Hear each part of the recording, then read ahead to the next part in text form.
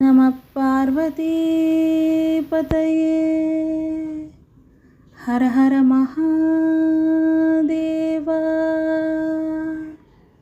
தெய்வத்தின் குரல் 3ஆம் பாகம் 15ஆம் பகுதி. மகான்கள் காட்டும் குரு பக்தி. ராமானுஜ சம்பிரதாயத்தில் ராமானுஜாச்சாரியாரின் சிஷ்யர்களிலும் இப்படி ஆவேசம், வெறி என்று சொல்லக்கூடிய தீவிர குருபக்தி உள்ளவர்கள் உண்டு. வைஷ்ணவர்களுக்கு பொதுவாகவே நைஷ்ய பாவம், அதாவது தன்னை ரொம்பவும் தாழ்த்தியாக நினைப்பது முக்கியம். அதனால் எல்லோரிடத்திலுமே அவர்கள் ரொம்பவும் மரியாதையாக நடப்பார்கள், பேசுவார்கள். நாம், அதாவது வைஷ்ணவர் அல்லாதோர் நீங்கள் என்று சொல்கிற இடத்தில் அவர்கள் தேவரீர் என்பார்கள். தங்களை தாசன் தாசன் என்றே எவரிடமும் சொல்லிக்கொள்வார்கள். சேவிக்கிறேன் என்று சொல்லிக்கொண்டு விழுந்து விழுந்து நமஸ்காரம் பண்ணுவார்கள். ஸ்ரீ வைஷ்ணவர்களை தவிர மற்ற சம்பிரதாய பெரியவர்களை சுவாமி என்று சொல்வார்கள். தங்கள் சம்பிரதாயத்தில் தங்களை விட பெரியவராயிருக்கிற எல்லோரையும் பெருமாள் என்றே சொல்வார்கள். வார்த்தை மரியாதை அவர்களுக்கு ரொம்ப ஜாஸ்தி.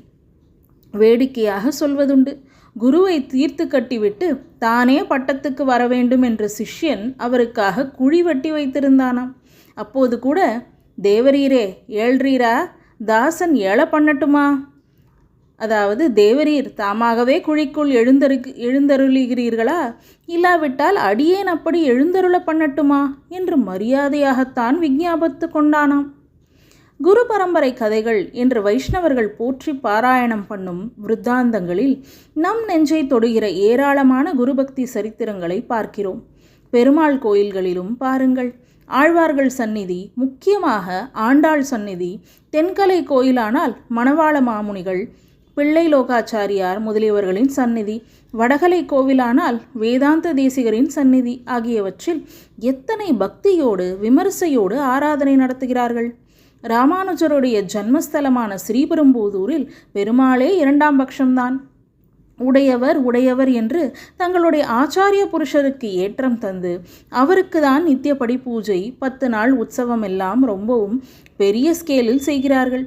உடையவர் சந்நிதிக்கு மேலே தங்கத்திலே விமானம் வேய்ந்திருக்கிறார்கள். ஸ்ரீவில்லிபுத்தூரில் இப்படித்தான். ஆண்டாளுக்கே பிரதானியம், கோதை நாயகி என்று கொண்டாடுவார்கள். மதுரையில் மீனாட்சிக்கே பிரதானியம். மீனாட்சி கோயில் என்று சொல்வது சுந்தரேஸ்வரர் அவளுக்கு அப்புறம்தான் என்பது போல் இங்கே ரங்கமன்னாரை 2வது இடத்துக்கு தள்ளிவிட்டு ஆண்டாளை தான் முதலில் வைத்து ஆண்டாள் கோயில் என்றே சொல்கிறார்கள். நம்மாழ்வார் அவதாரம் பண்ணின ஊருக்கு ஆதியில் குருகூர் என்று பெயர். அப்புறம் அவருடைய ஜன்மஸ்தலமானதால் அதற்கு ஆழ்வார் திருநகரி என்றே பெயரை மாற்றி விட்டார்கள். அங்கே அவருக்கு நடக்கிற உற்சவமும் ரொம்ப விசேஷமானது. இப்படியே ஒவ்வொரு ஆழ்வாருக்கும் செய்கிறார்கள்.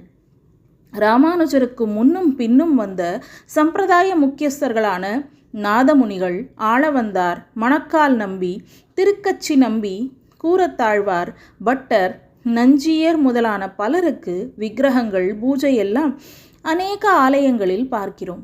இந்த அளவுக்கு சிவாலயங்களில் நாயன்மார்கள், மாணிக்க வாசகர், சைவ மத கோட்பாடுகளையும் புஸ்தகங்களையும் தந்த ஸ்ரீகண்டாச்சாரியார், மெய்கண்ட சிவம், உமாபதி சிவாச்சாரியார் முதலியவர்களுக்கு சிறப்பு கொடுக்கவில்லைதான். சங்கர ஆச்சாரியாலையும் அவருக்கு முன்னும் பின்னும் வந்த அத்வைத சம்பிரதாய பெரியவர்களையும் எடுத்துக்கொண்டாலோ ஆலய விக்கிரகம், வழிபாடு இவற்றில் சைபர் என்றே சொல்ல வேண்டும். ஆச்சாரியாளுக்கு மட்டும் அபூர்வமாக சில கோயில்களில் பிம்பம் இருக்கிறது. காஞ்சிபுரத்திலும் சுற்றுப்புறங்களிலும் மாத்திரம் இது கொஞ்சம் நிறையவே இருக்கிறது. மாங்காடு, திருவொற்றியூர் இப்படி சில ஸ்தலங்களிலும் ஆச்சாரிய பிம்பங்கள் இருக்கின்றன.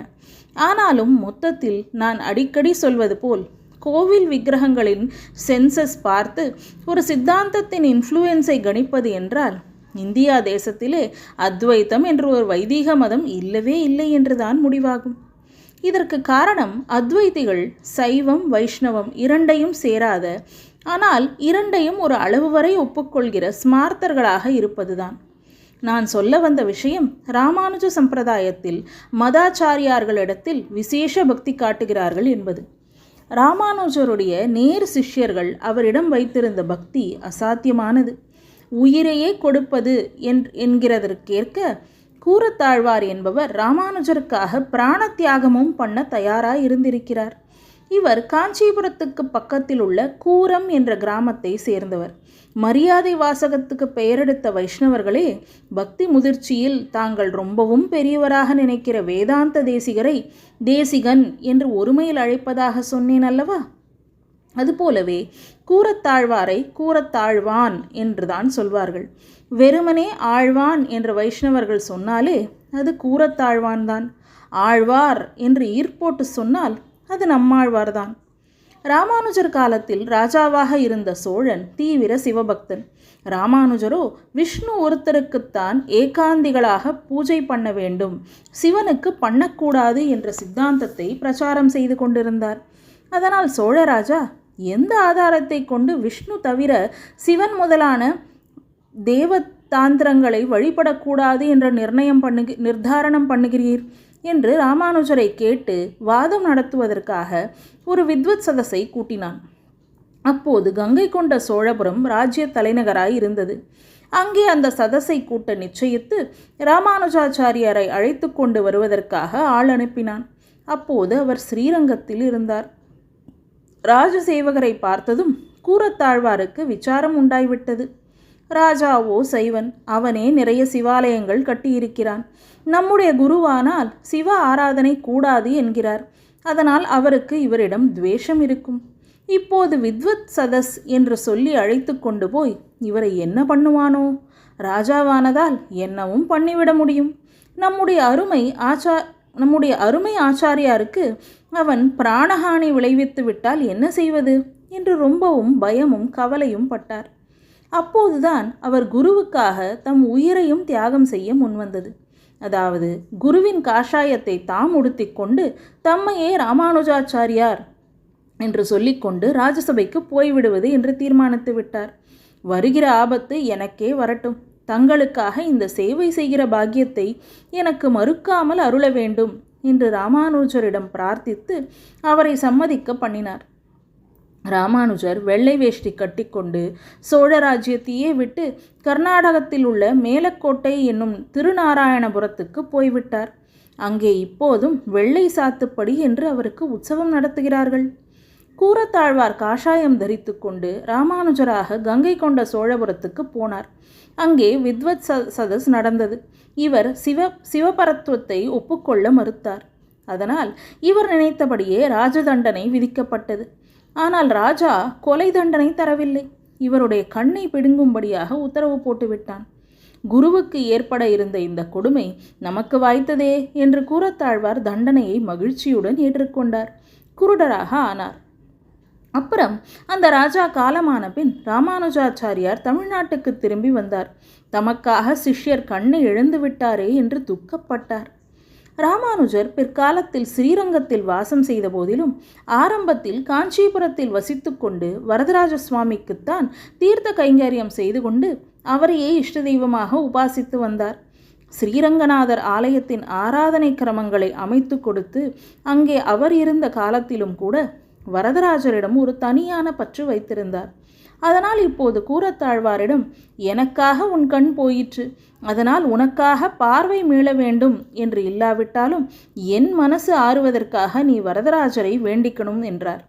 கூரத்தாழ்வாரும் அப்படியே காஞ்சிபுரம் பெருமாளிடம் ஸ்தோத்திரம் பண்ணி வேண்டிக் கொண்டார்.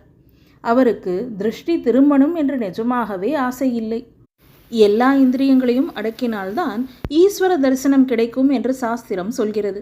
நமக்கோ ராஜசிக்ஷை ரூபத்தில் கண் போனதில் இந்த ஒரு இந்திரியமாவது கண்டதை பார்த்து கெட்டு போகாமல் இருக்கும் அனுகிரகம் கிடைத்திருக்கிறது. இதை மாற்ற பண்ணி மறுபடியும் லோகக்காட்சி பார்த்து என்ன ஆக வேண்டும் என்று நினைத்தார். ஆனாலும் ஆச்சாரியன் ஆக்ஞைக்கு கீழ்ப்படிந்தாகவும் வேண்டுமே, அவர் பச்சாதாபம் படும்படியாக விடக்கூடாதே என்று யோசித்தார். யோசித்து சுவாமியிடம் எனக்கு பார்வையை ஆனால் எல்லா விஷயங்களையும் நான் பார்க்க வேண்டியதில்லை. என் ஆச்சாரியனுடைய திவ்ய ரூபத்தை தரிசனம் பண்ணுவதற்கும் உன் மங்கள விக்கிரகத்தை தரிசிப்பதற்கு மட்டும் கண்ணுக்கு சக்தி தா என்று கேட்டார். வரதராஜரும் அப்படியே வரம் கொடுத்தாராம். ராமானுஜருக்கு முந்தி இருந்த பெரியவரான ஆளவந்தார் திருநாட்டை அலங்கரிக்க முடியாமல், அதாவது சரீர யாத்திரை முடிந்து பரமபதம் சேர்வதை திருநாட்டை அலங்கரிப்பது என்றே வைஷ்ணவர்கள் சொல்வார்கள். இப்படி திருநாட்டை அலங்கரிக்க முடியாமல் அவருடைய பிராப்தம் டிலே பண்ணின போது பெரிய தியாகமாக சிஷ்யர் ஒருத்தரே அந்த கர்மசேஷத்தை ராஜபிளவை என்ற பயங்கர கட்டி ரூபத்தில் ஏற்று அனுபவித்து தீர்த்தார் என்றும் ஒரு கதை இருக்கிறது. ரசத்தோடு ஹாஸ்ய ரசனையோடு கூடியதாக இன்னொரு குரு பரம்பரை கதை உண்டு.